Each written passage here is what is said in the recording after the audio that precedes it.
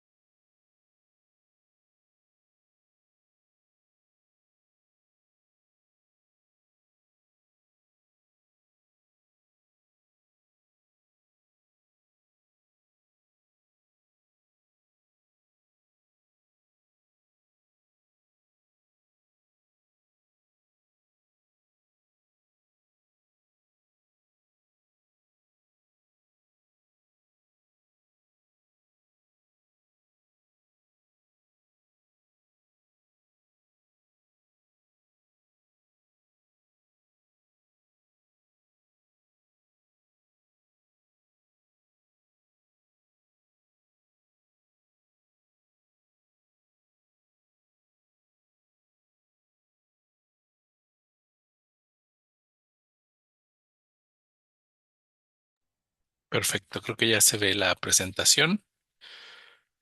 Vamos a esperar unos minutos más a que se integren, a ver si se integran más colegas.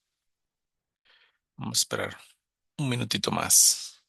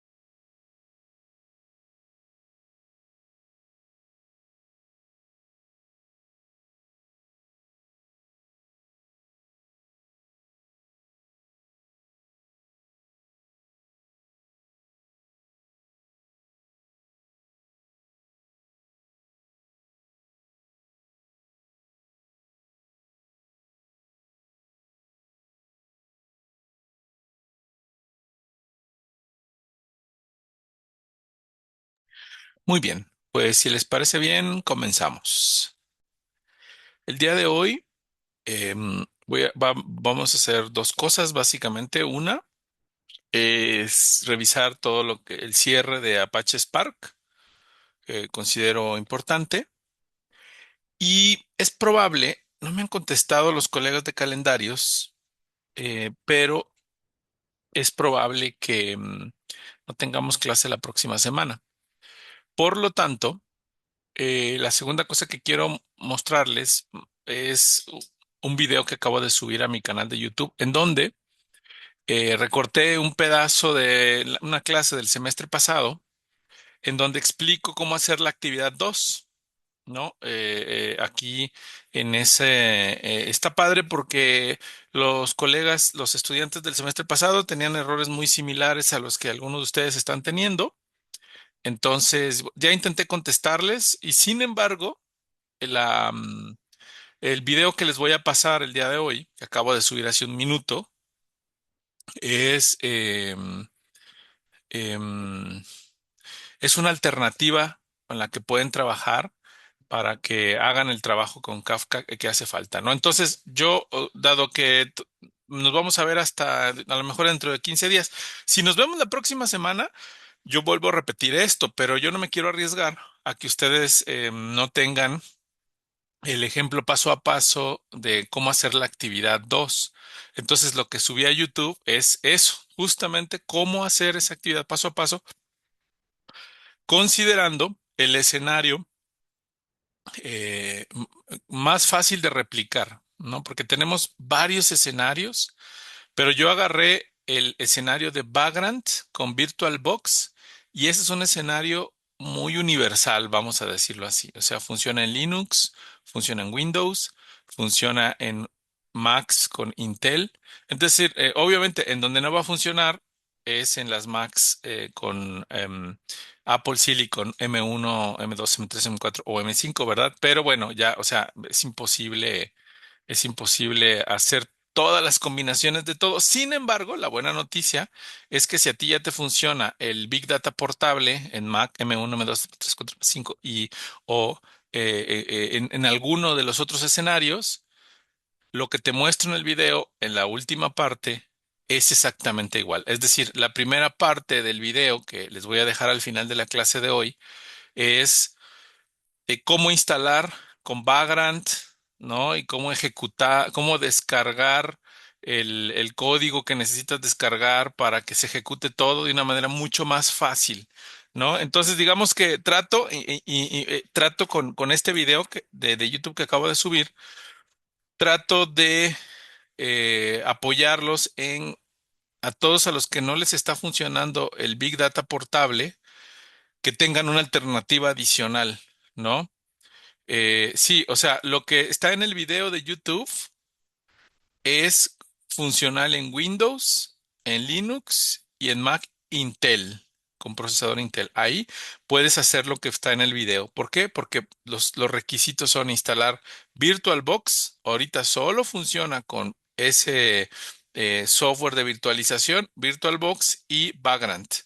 Entonces, si tú puedes instalar VirtualBox y Vagrant en una arquitectura AMD 64, ¿no? O sea, una arquitectura de 64 bits tradicional de procesadores como Ryzen o también Core i7, Core i9, etcétera. O sea, todos esos procesadores tienen la arquitectura AMD 64 y entonces si tú en ese sistema operativo AMD 64 puedes instalar VirtualBox o em, Vagrant, vas a poder hacer lo que está en el video y está alineado a la actividad. Ahora bien, si a ti ya te funcionó en el Big Data portable que hemos estado trabajando, la segunda parte del video también te sirve porque todo lo que diga ahí sobre cómo levantar, conectarte a Kafka desde Spark y hacer lo que te pide la tarea, todo eso también te funciona. O sea, hagan de cuenta que este es como un ejemplo de cómo hacer la actividad.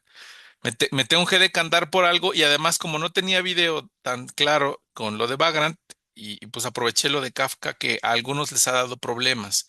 Entonces, ya para terminar esta primera como mega introducción, el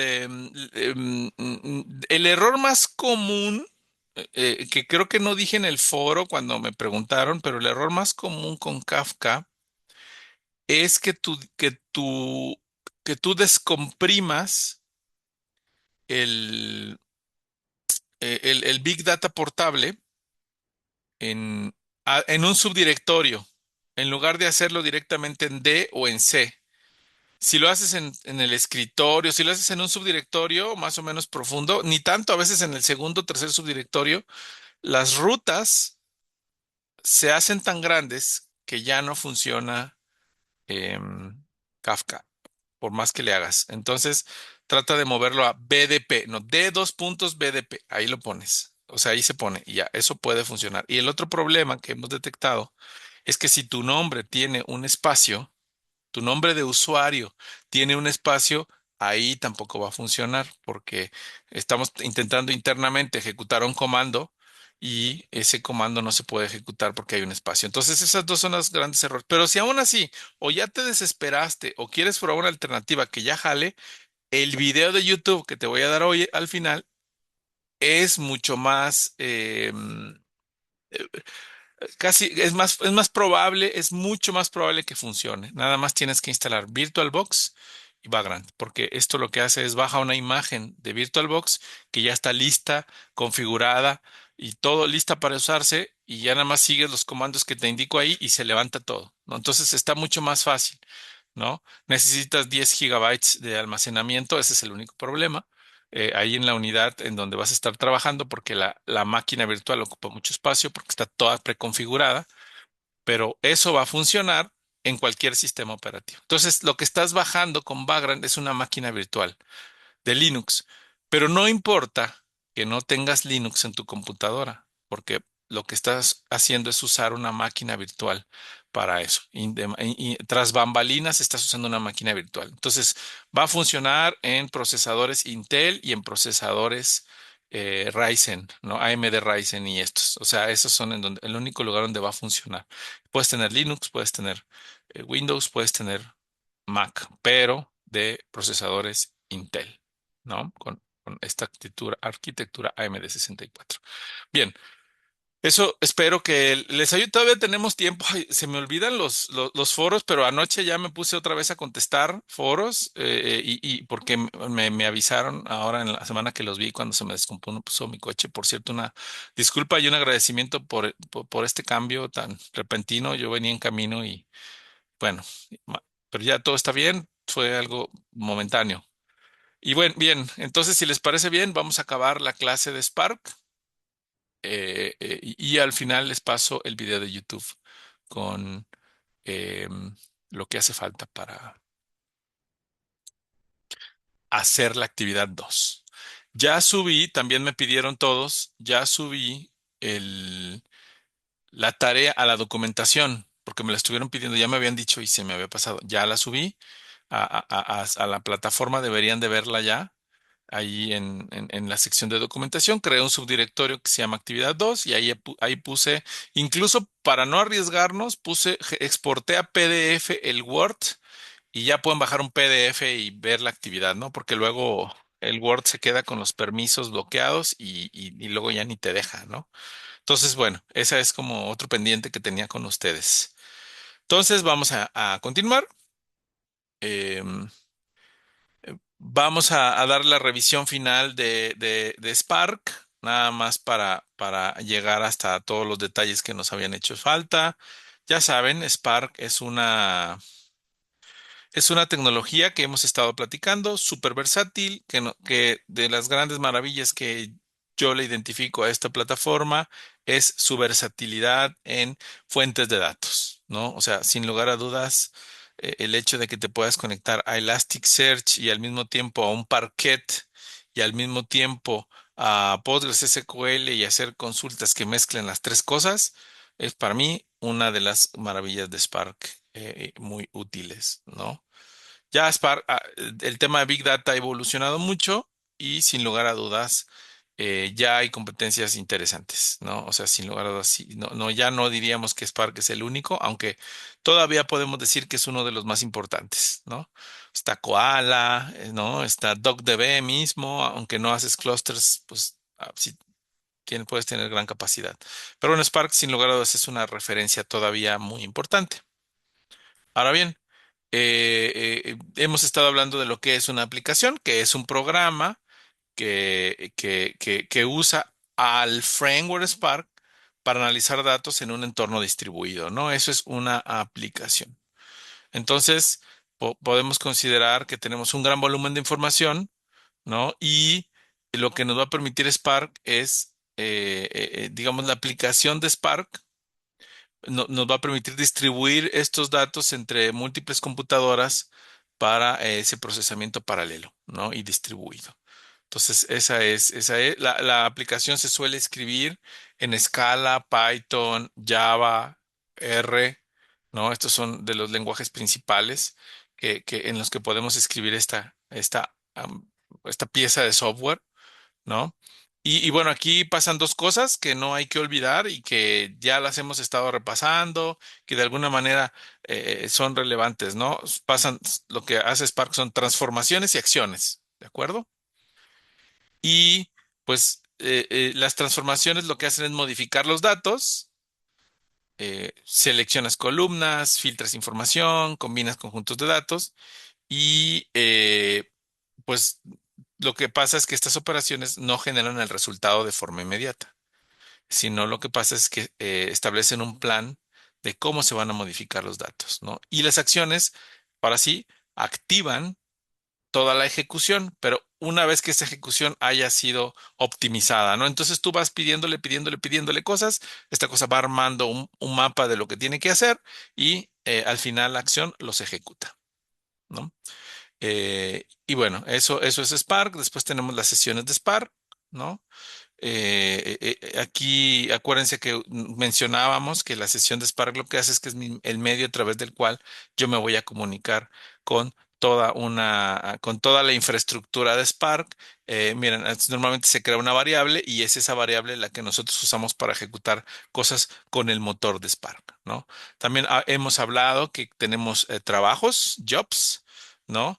Que son básicamente eh, eh, es un conjunto de tareas que se van a ejecutar en paralelo en un clúster, ¿no? O sea, un job es un conjunto, se divide en tareas em, y que podemos pensarlas como las unidades individuales de trabajo que se ejecutan en los nodos de computadora de nuestro clúster, ¿no? Y pues lo que tenemos es que las tareas son los trabajadores que van a realizar las pequeñas partes de este plan maestro que estamos ejecutando. Acuérdense, ese plan maestro que estamos ejecutando se deriva a partir de la ejecución de una acción, que esa acción es guardar algo en el disco, por ejemplo, imprimir en consola. Bueno, eso activa toda una serie de procesos, entre ellos, por supuesto, los jobs, ¿no? Y se divide en varias tareas. Después tenemos las etapas, también ya hemos platicado de esto, ¿no? Son fases dentro de la ejecución de estos jobs, ¿no? Si el job es una línea de ensamblaje, pues cada etapa es una sección diferente dentro de esa línea de ensamblaje, ¿no? O sea, esta división de un job en etapas o stages básicamente se basa en el tipo de operación que se hace sobre los datos. Eh, por ejemplo, si vas a poner todas las tareas de filtrado consecutivas en una etapa. Pues si todas son etapas de filtrado que sabemos que podemos paralelizar, pues esas las ponemos en un solo lugar y pedimos que se hagan de forma paralela, ¿no? Ese es el tipo de cosas que para lo que sirve. O sea, afortunadamente, como también ya lo hemos platicado, tú no te tienes que preocupar excesivamente por este tipo de cosas en Spark. Spark es el que se encarga de llevar a cabo toda esta estructuración, ¿no? Gestión, organización, eh, administración de todas estas cosas, ¿no? Simplemente es como repasar, recordar que son estas como subdivisiones que nos tiene Spark, ¿no? Después de eso tenemos las tareas, donde ya la tarea o task es una unidad de trabajo individual que se va a ejecutar en un nodo de un clúster. O sea, son los que se terminan repartiendo a final de cuentas, ¿no? Si el job es este coordinador que delega tareas a varios trabajadores, eh, básicamente es eso, ¿no? O sea, los componentes indivisibles al final que se van a repartir son las tareas, ¿no? Em, Aquí recordando otra vez, ¿no? Lo más relevante aquí es esto de las transformaciones. Las transformaciones son un conjunto de datos.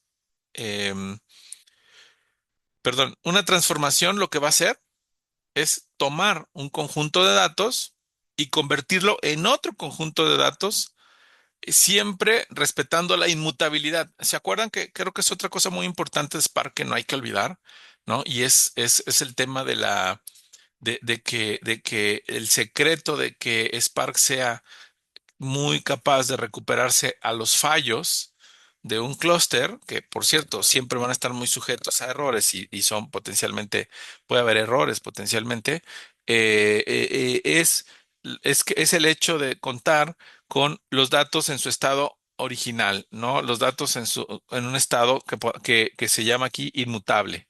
Entonces, si yo tengo el dato tal como me lo entregaron en un principio, y articulo una serie de transformaciones que lo único que van haciendo es, bueno, filtrar datos, seleccionar columnas, no tienes ahí una lista de transformaciones y le digo al clúster, ejecútalo, todo eso. Pues Spark va a dividir todo esto, como ya dijimos, en jobs y tareas, jobs, etapas y tareas, y lo va a distribuir en ese clúster y se va a empezar a ejecutar. Entonces el coordinador central va a estar viendo, ¿no? El driver, ¿no? Va a estar viendo. A ver, ¿tú cómo vas? Y de repente uno de los nodos deja de contestar. Entonces él sabe que él encargó a ese nodo que ya se murió, que se cayó, que dejó de responder. Y tiene el dato original. Entonces él tiene las dos cosas claves, la receta de cocina conocida como linaje y los datos originales a partir de los cuales opera el linaje. Entonces él ya tiene lo básico para decir, bueno, pues este se murió, ya no me contesta, next. Se lo da a otro nodo, la receta de cocina con los datos con el fragmento de datos que le toca, eh, el fragmento de datos original, inmutable que le toca procesar, que le tocaba procesar a ese que se murió y se lo va a dar a uno nuevo y se sigue, ¿no? O sea, ese es el secreto de lo que se llama resiliencia, ¿no? También ya habíamos visto, ¿no? Estas líneas punteadas nos indican que entre transformación y transformación en realidad no hay una materialización eh, de los data frames hasta que sucede una acción, y esta es la me dice Jessica les voy a compartir las presentaciones, sí, pero de hecho, ¿saben qué? Por favor, aunque yo sé que me tardo mucho en contestar esos foros, pero sí los termino contestando. Póngame en el foro. Profe, ¿nos puede compartir sus presentaciones? Y yo con gusto les comparto las presentaciones correspondientes, ¿no? Sí. Además, al final del semestre les voy a hacer una guía de estudios para que tengan con qué defenderse en el examen, por supuesto. O sea, entonces, pero la respuesta rápida es sí, nada más recuérdamelo en el foro, porque si no, seguro se me va a olvidar. Una disculpa, pero es la verdad. Pero ya si me lo pones en el foro, tarde o temprano lo voy a revisar y lo voy a hacer. Debería ser en 48 horas, ya saben, pero a veces se me pasa. Bien, continuamos, ¿no? Entonces ya tenemos la idea de transformaciones y acciones, ¿verdad? Las acciones es lo que al final termina materializando el dataset definitivo y todas estas transformaciones son optimizadas, ¿no? O sea, esa es la razón, una de las razones por las que esto funciona, por las que Spark es está muy optimizado. ¿Por qué? Porque junta todas las transformaciones antes de una acción y optimiza un plan de ejecución porque le estás dando tiempo. O sea, tú estás ahí pidiéndole transforma esto, y luego esto, y luego esto, y luego esto, ahí haces una lista de transformaciones y ya cuando le dices, ahora sí, escríbelo en el disco, esa acción detona que agarres todas las transformaciones, bueno, Spark genera este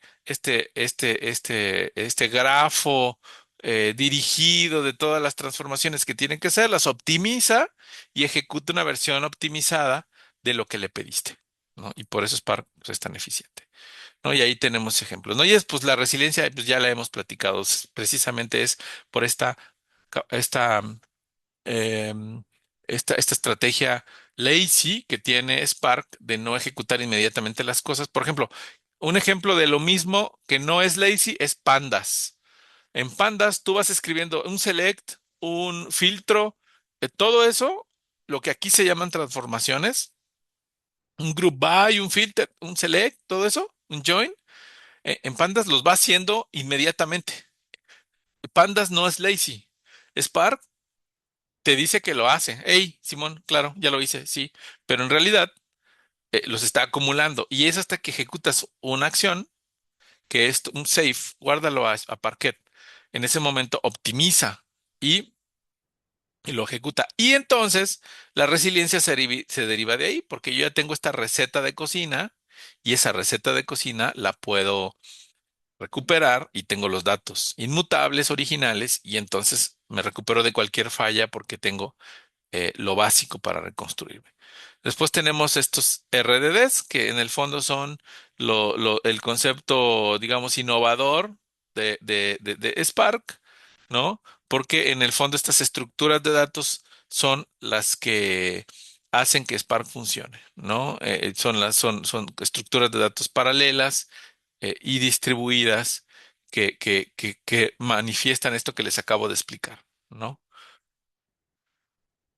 Gracias a Spark estructurado, tenemos a SQL como la herramienta clave para que Spark funcione, ¿no?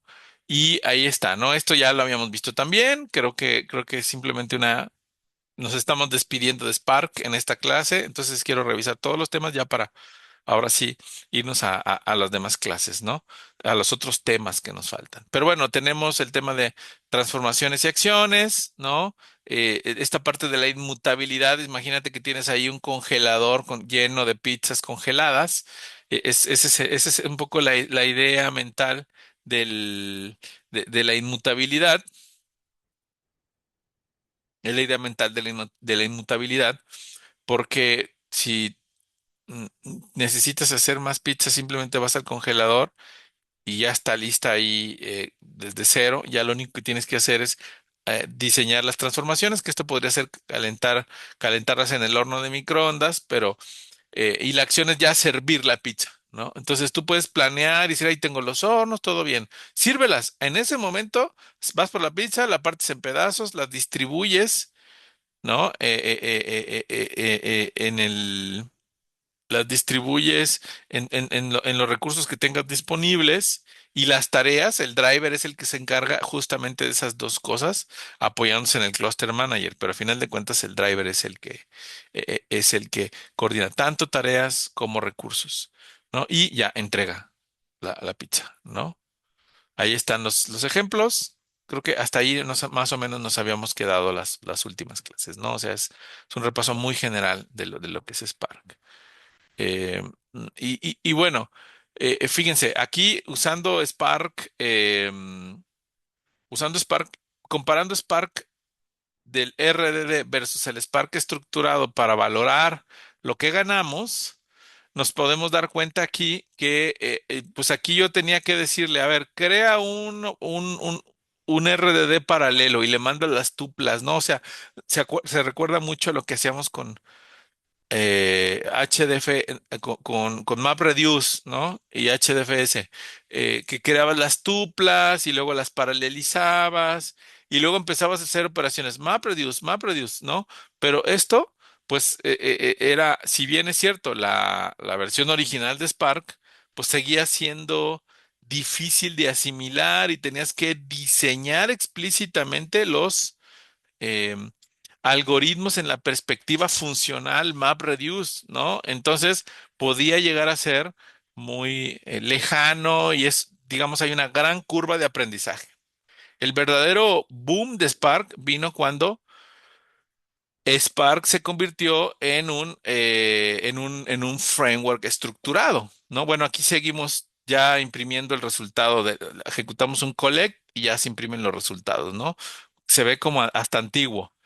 Y vean, acá el Spark estructurado tiene funciones SQL y tiene, por ejemplo, la función promedio y ya nada más, bueno, creas el data frame. Ahí estoy creando el data frame. Eso casi es igual.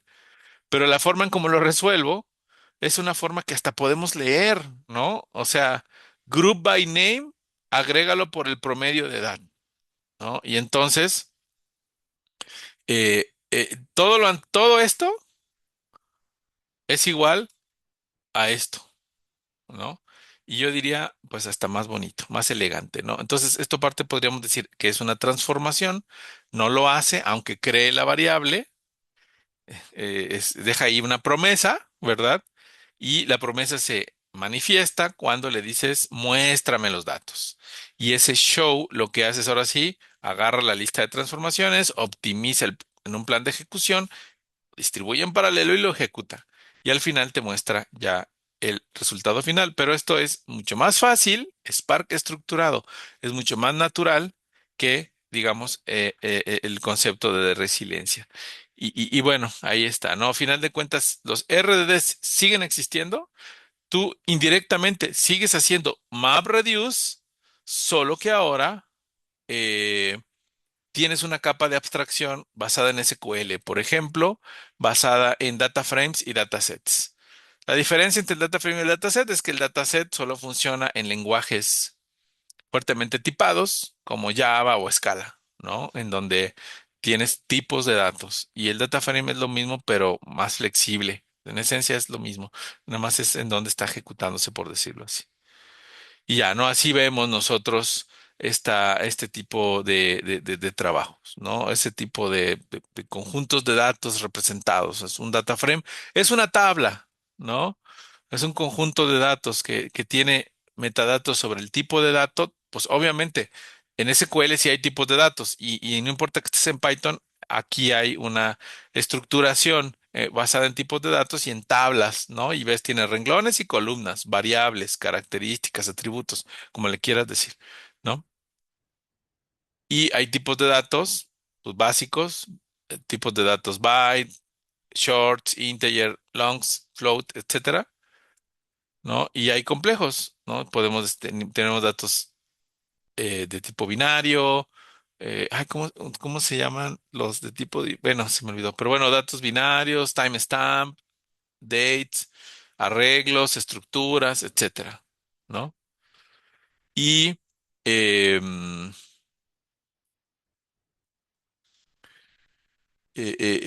bien, entonces fíjense, cuando estamos trabajando con Spark, tal vez ya se dieron cuenta, pero le tienes que pasar el esquema antes de leer un conjunto, a menos de que quieras que calcule el esquema solito, ¿no? Porque también es cierto que podemos,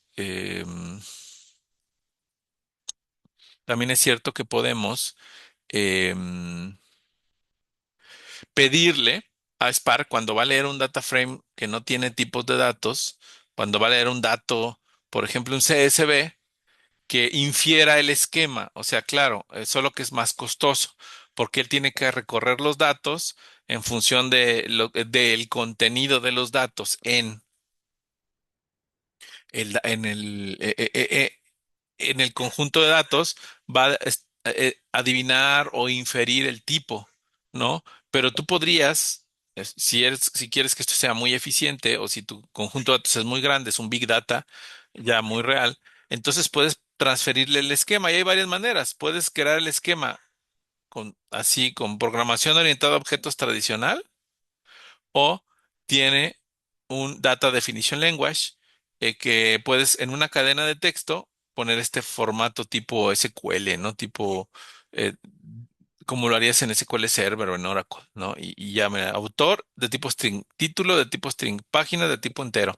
Y ese esquema lo puedes pasar como parámetro, ¿no? Y estos son los tipos que están ahí soportados, más otros dependiendo de cosas adicionales que le puedas instalar, como por ejemplo el tipo geometry de Apache Sedona, ¿no?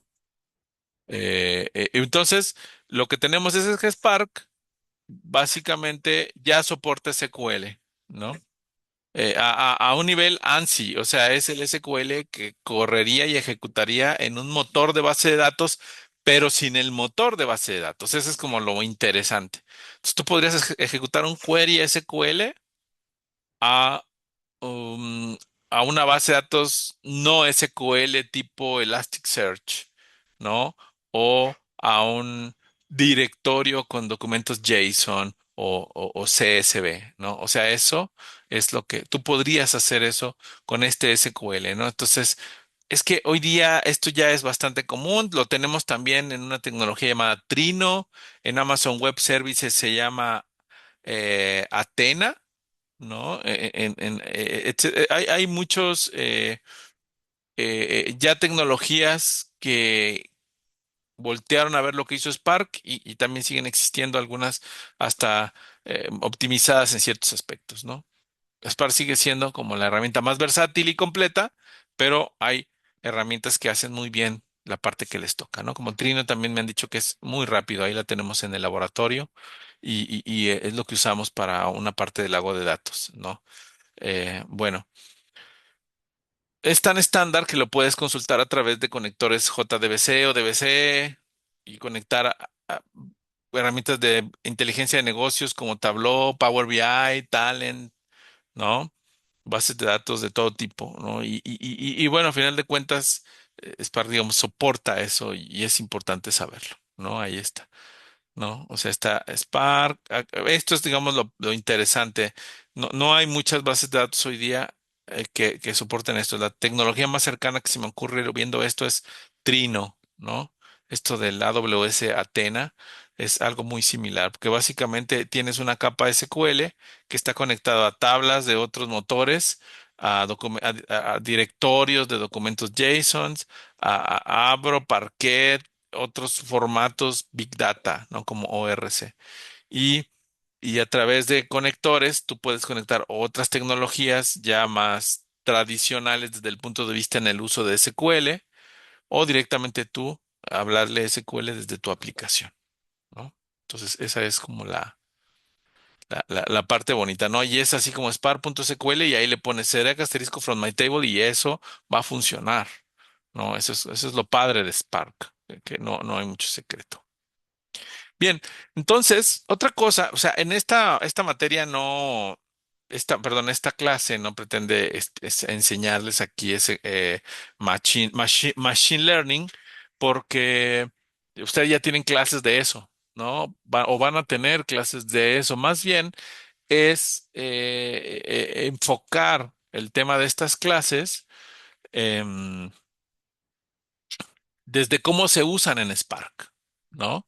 Esa es como la idea detrás de este tema.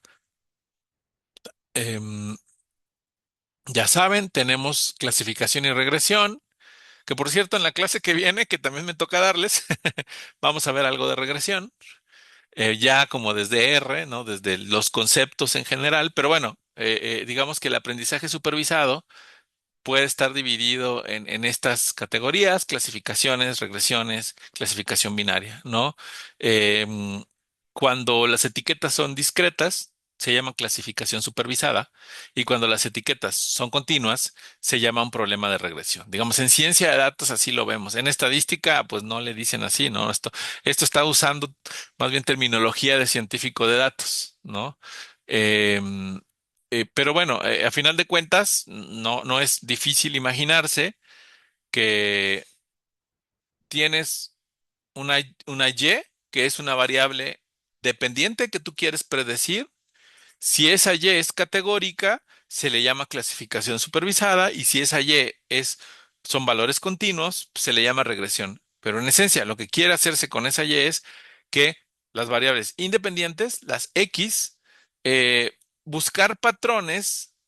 Los algoritmos lo que hacen es buscar patrones con las X para predecir a la Y, ¿no? Y si la predicción es una categoría, se llama clasificación supervisada, y si la predicción es un número flotante, entonces es un número continuo, entonces se le llama regresión, pero en esencia es más o menos lo mismo. Entonces, de hecho, hay algunos algoritmos que, que, que son así como random forest que pueden hacer ambas cosas, ¿no?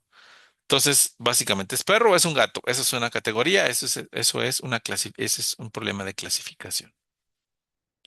También tenemos clasificación multinomial, o sea, cuando hay tres o más etiquetas, ¿no? O sea, cuando vas a estimar el tipo de raza, por ejemplo, no nada más si es perro, sino qué raza de perro, ¿no? Entonces, eso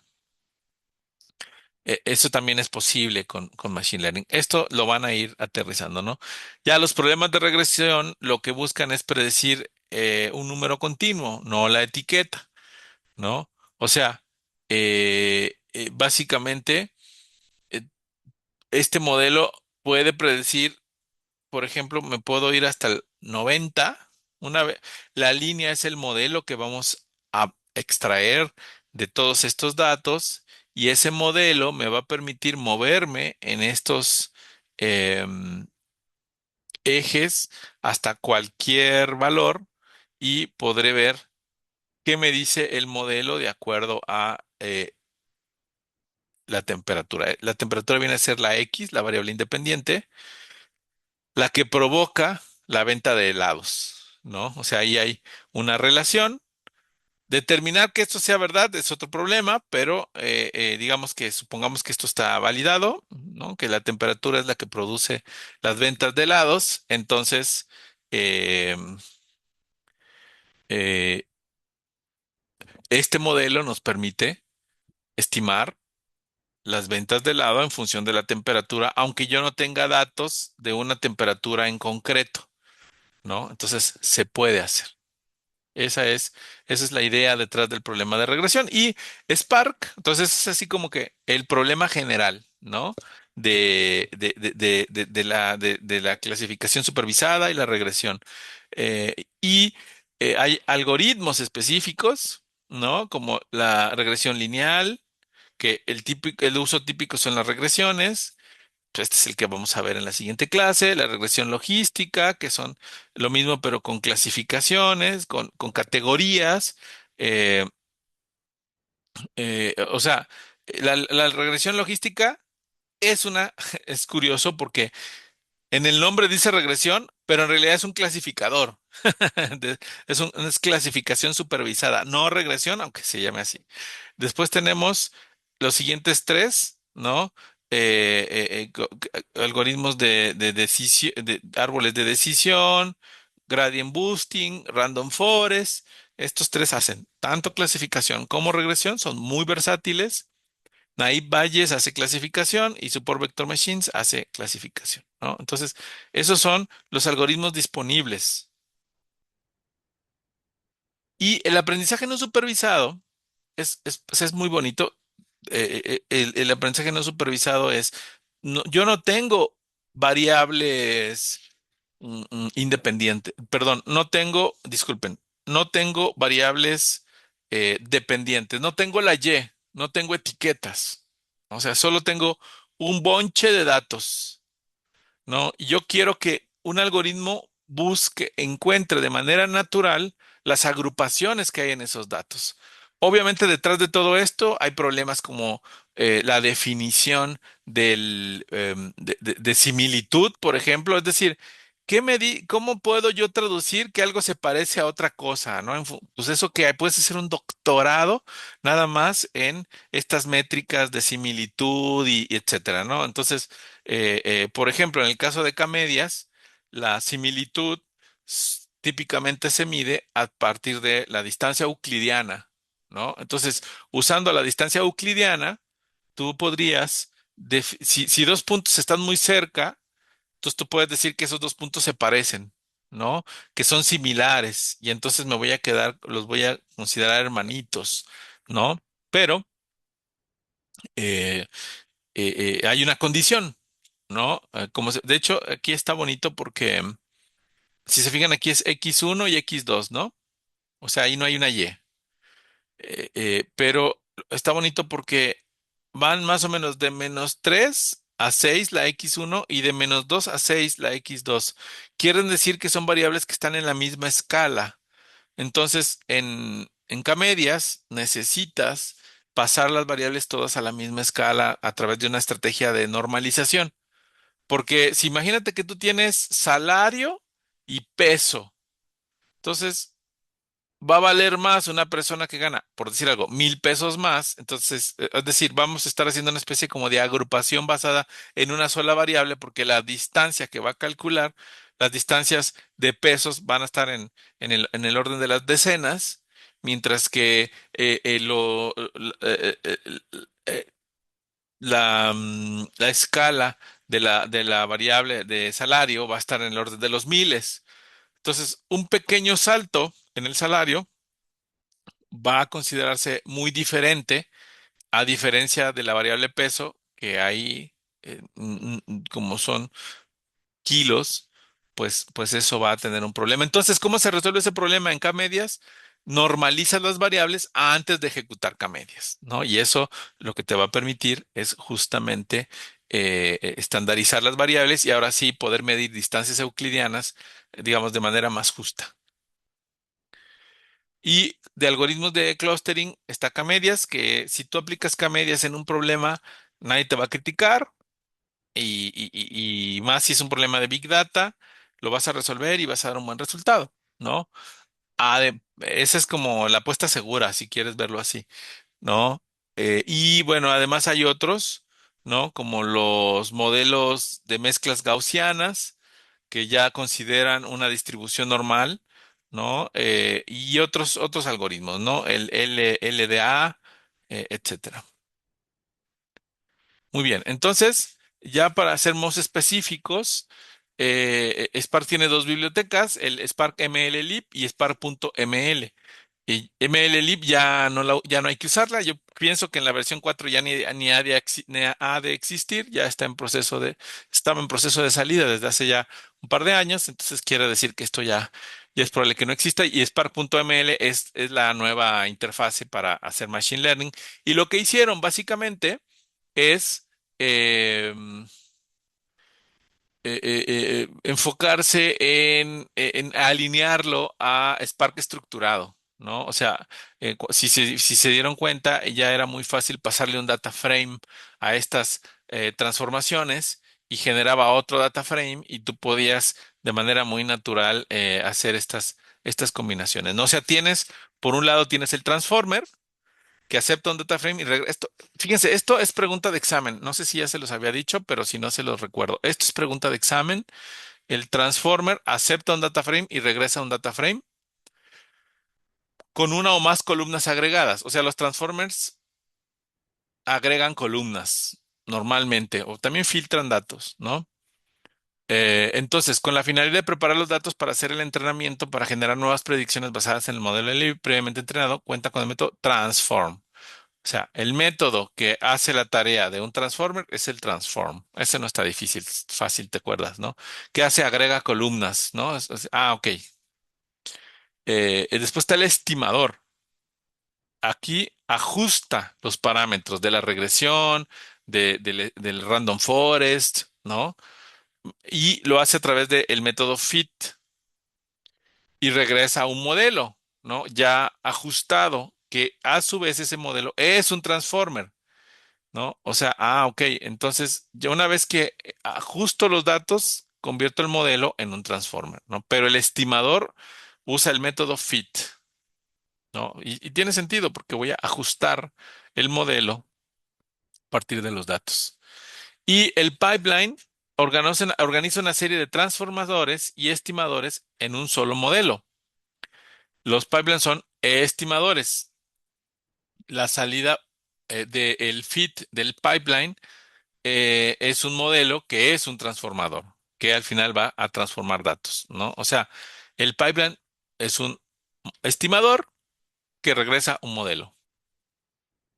Entonces, todo esto se puede meter a a un pipeline, lo guardas y ya digamos, lo configuras para que ese pipeline se ejecute de manera recurrente ya una vez configurado. Ahora bien, los últimos minutos los quiero dedicar es muy probable que alguien esté viendo la grabación en lugar de estar en la clase en vivo, que sí se está grabando, sí, sí se está grabando. Entonces lo puse así en grande, la ruta. Tú le das un screenshot y le dices a Gemini, dame la liga que está ahí y te va a dar la URL, ¿no? Nada más les recuerdo. Y básicamente lo que vas a hacer es abrir este video, ¿no? Este video te dice, perdón, este video te va a ir indicando primero te va a indicar una ruta, te va a indicar una ruta a su vez. También esa ruta está aquí en la descripción, ¿no? O sea, aquí en la descripción del video vas a tener la ruta a la que hace referencia, ¿no? Y esa ruta ahí te vaya a estar yo diciendo que tienes que bajar, ¿no? Tal vez la única condición de todo esto es que tú ya tengas instalado, eh, eh, tú ya debes de tener instalado Vagrant, ¿no? Y VirtualBox. Eso es una precondición. Y la instalación de Vagrant y VirtualBox ya la vimos, ya la conocen. Si no les está funcionando algo, entonces, mi recomendación es que usen esta versión, la versión de Vagrant y VirtualBox. ¿Por qué? Porque aquí ya una vez que tienes Vagrant y VirtualBox instalados en tu computadora, ya puedes descargar lo que está ahí y ya nada más le vas a decir Vagrant Up y ese Vagrant Up va a levantar, se va a tardar un rato, pero va a levantar ya todo tu clúster ahí adentro de una máquina virtual, ¿no? Y una vez que lo levantes, bueno, si tu máquina no si tú quieres, no quieres tener problemas, puedes abrir el archivo background file. Todo esto lo explico en el video, ¿sale? No quiero, por eso no quiero ponerlo ahí. Son 20 minutos más de explicaciones. Pero básicamente lo que hace esto es, tú podrías aumentarle la cantidad de memoria a tu archivo background file. Y si te fijas, a ver, lo voy a hacer aquí un poco más grande. El archivo background file que vas a descargar ahí de esa liga de Git es ya viene preconfigurado, nada más que aquí dice 4000 y algo y tú aquí le pones 8192 para que tome 8 gigas de memoria RAM la máquina virtual y pueda correr mucho mejor. Lo demás no lo tienes que mover, pero si te fijas aquí dice ABXDA diagonal Big Data Lab. Esa ruta es la ruta de una imagen que está aquí en los servidores de Vagrant, bueno, de HashiCorp, la compañía que hace Vagrant, y ya esta cosa va a bajar la máquina virtual preconfigurada y lista para ejecutarse, ¿no? Entonces, ya con eso, ya nada más, ahí explico todo eso, ahí con calma lo explico, lo ejecutas, se termina de ejecutar y solito tú vas a tener ya un cuaderno de Júpiter corriendo. O sea, lo vas a poder abrir en tu máquina normal y a partir de ahí ya lo que sigue es ejecutar lo necesario. A partir de aquí, más o menos a partir de aquí, esto es equivalente a lo que es. Esto lo puedes ejecutar si ya funciona el Big Data portable. Si tú ya tienes un Big Data portable que funciona, a partir de aquí es igual. Todo eso es igual, ¿no? A partir de aquí todo es igual y tú puedes eh, seguir la clase, digamos que está aquí grabada, sin importar si lo hiciste con Vagrant o si lo hiciste con el Big Data portable. Ahí te explico todo eso, ¿no? Y te digo cómo crear los tópicos de Kafka que te piden en la actividad. Ahí lo escribo. Obviamente no te pide que crees promedios, pero vas a crear otro diferente, ¿no? Eh, no, pero ahí ya está, ahí te estoy dando como que todos los secretos de la actividad para que no sea tan difícil, ¿no? No es difícil. ¿Cómo abres ahí una consola para empezar a escribir los, los mensajes de Kafka y el código que necesitas para que Spark esté leyendo los mensajes, ¿no? Ahí hago un montón de comentarios relacionados con, mira, ahí escribe, bueno, copias y pegas un JSON similar a este y lo ejecutas, ¿no?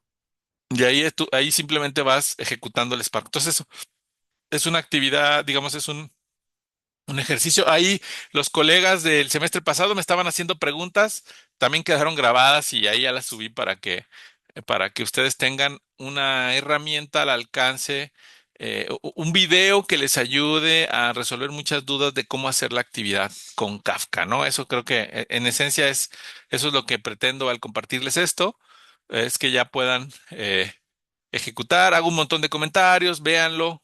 Tenemos tiempo todavía, pero si no nos vemos la próxima semana, no quiero dejarlos, digamos, sin herramientas, ¿no? Esa es para realizar la actividad. Muy bien, pues eso sería todo por esta clase. Vamos a descansar, si les parece bien, 8 minutos y nos vemos a las 7 para las otras 2 horas de clase relacionadas con lo de análisis de datos, ¿no? Eh, Muchas gracias. Nos vemos en unos minutos. Gracias. Gracias, Gracias, profesor. maestro. Ahorita nos vemos.